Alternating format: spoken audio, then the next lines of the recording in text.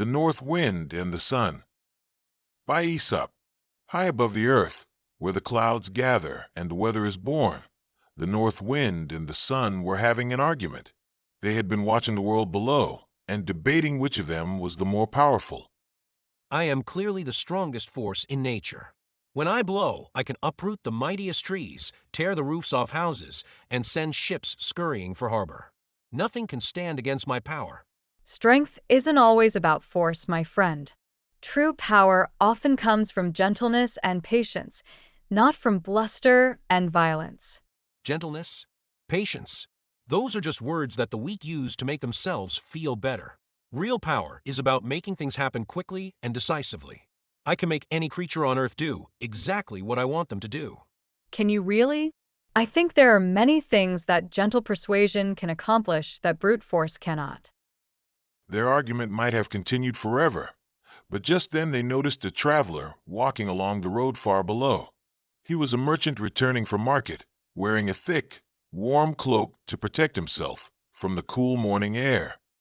Perfect. Here's our chance to settle this argument once and for all. Do you see that traveler down there with a cloak? Let's have a contest to see which of us can make him take it off. Whoever succeeds first will be proven the more powerful. Very well, but let's make it fair. You try first, and then I'll have my turn. Agreed.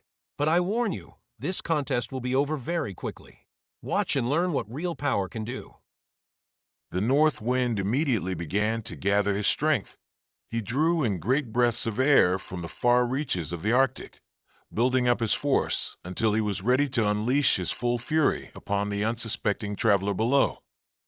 Then, with a tremendous roar, the North Wind released his power. He sent gusts of cold, fierce wind rushing down toward the traveler, howling and moaning as they tore across the landscape. The sudden blast of wind caught the traveler completely by surprise.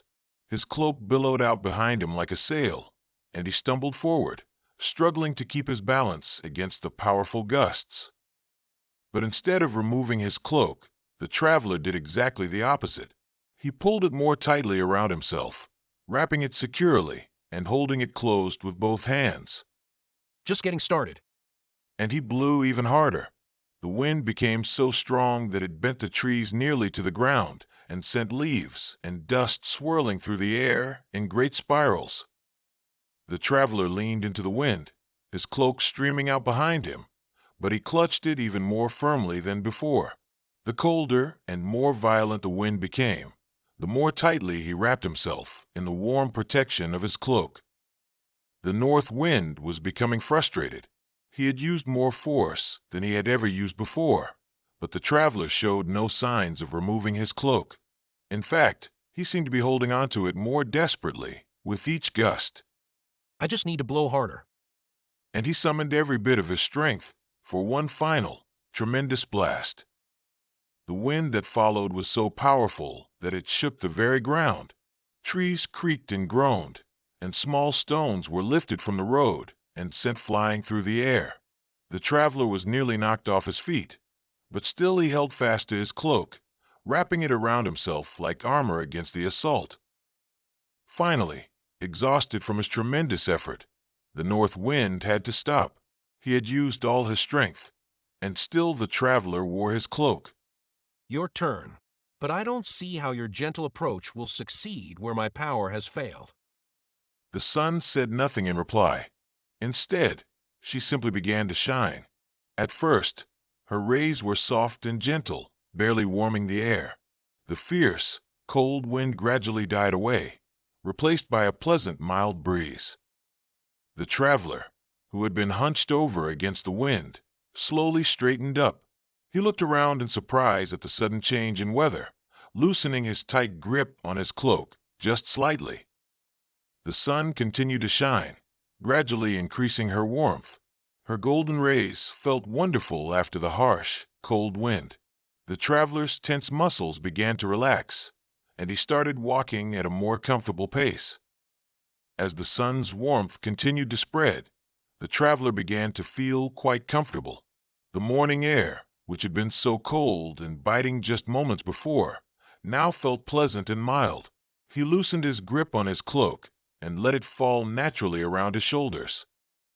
The sun increased her warmth just a little more, sending down rays that felt like a gentle embrace. The traveler was now feeling quite warm indeed. He undid the fasteners of his cloak and let it hang loosely from his shoulders. Still the sun continued her gentle work, shining with steadily increasing warmth, but never becoming harsh or unpleasant.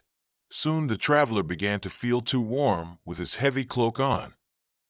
Finally, with a contented sigh, the traveler stopped walking, removed his cloak entirely, and folded it over his arm. He looked up at the sky with gratitude, enjoying the pleasant warmth of the sunshine on his face. The north wind watched in amazement as the traveler continued on his way, carrying his cloak instead of wearing it. How did you do that? I used all my strength, all my power, and I couldn't make him remove his cloak. Yet you succeeded without any effort at all. The secret is that I didn't try to force him to do anything. Instead of fighting against him, I simply made it pleasant and comfortable for him to do what I wanted. When you were harsh and violent, he naturally protected himself by holding his cloak more tightly. But when I was gentle and warm, he was happy to remove it on his own.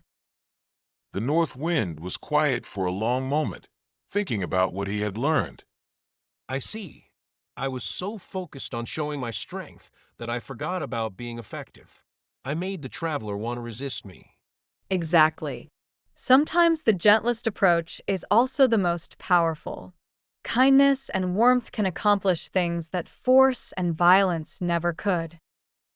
From that day forward, the north wind remembered the lesson he had learned. While he still had his role to play in the changing of the seasons, he understood that there were times when a gentle breeze was more effective than the howling gale. Moral: gentleness and persuasion are often more effective than force and aggression. People are more likely to respond positively to kindness than to hostility. Sometimes the softest approach achieves the greatest results.